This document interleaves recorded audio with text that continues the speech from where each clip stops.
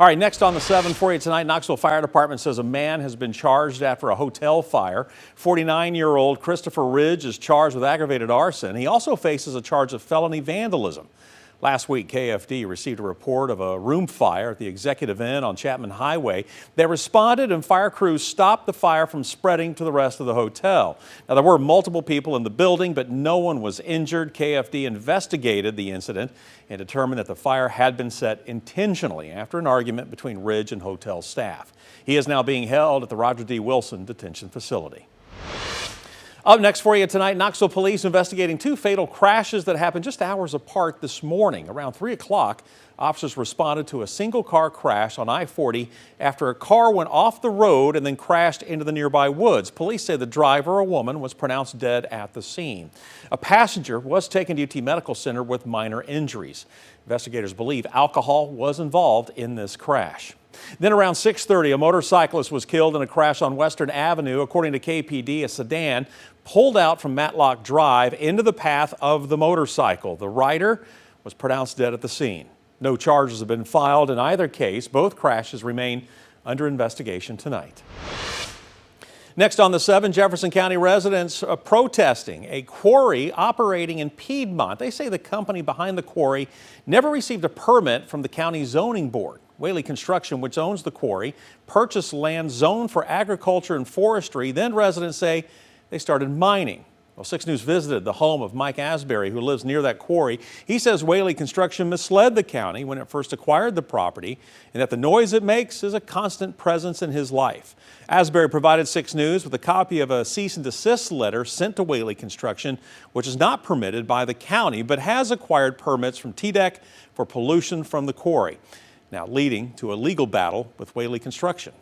They're suing us for, they claimed a lot of money and if they stopped the quarry, that they would lose a lot of developmental cost of the property.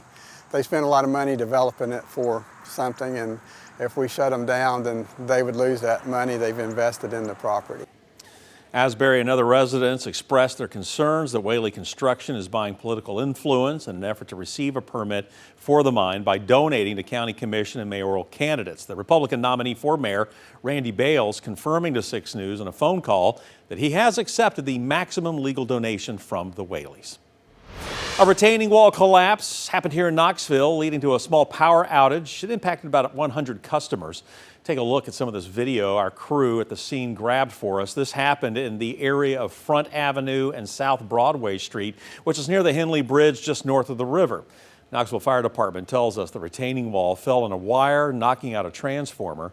Knoxville Utilities Board is on the scene. We're told this area will be closed for some time.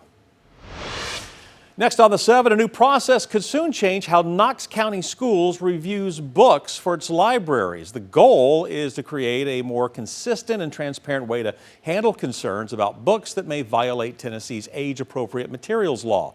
The proposed policy would create a larger district committee made up of educators, parents, a school board member, and representatives from different grade levels. If someone files a concern about a book, the committee would review it and then determine whether it complies with state law. District leaders say the school board would also have the opportunity to step in before any book is removed. We like that we'll have more eyes on the material, so being able to bring parents and guardians into the conversation, bring educators into the conversation, have a board member on the committee. More eyes always, pluralize a decision, and we think we can be more responsive to the community. The proposal is scheduled to go before the school board for a vote on August 3rd. If approved, the district says it will begin recruiting community members to serve on the new review committee. Next for you tonight, Alcoa City Schools have their first day of class after a 2-day delay. This was from the continued statewide disruptions of the Skyward Student Information System.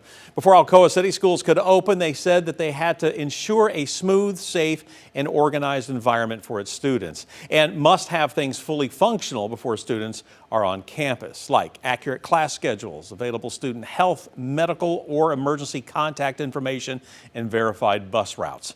Principal Michael Bradburn gave some words of wisdom to students before the start of the school day. worked here, taught here. I was gone for a little bit, and I'm really excited to be back as the principal here. Just getting to lead a great group of teachers, see so many great kiddos. I just can't wait to get into the classrooms and see them working hard. Bradburn said with Skyward Down, they were not able to enroll families officially into the program. Up next, as students get ready to return to the classroom, the Knox County School District is teaming up with a nonprofit to host a STEM boot camp that will get teachers prepared as well. Now, according to the district, today's event has high school science teachers working through hands-on lessons that they can take back to their students this fall. SSP International, the nonprofit helping with this event, says that the goal of the lessons is to emphasize investigation and discovery while not relying on expensive lab equipment because not all districts can afford it.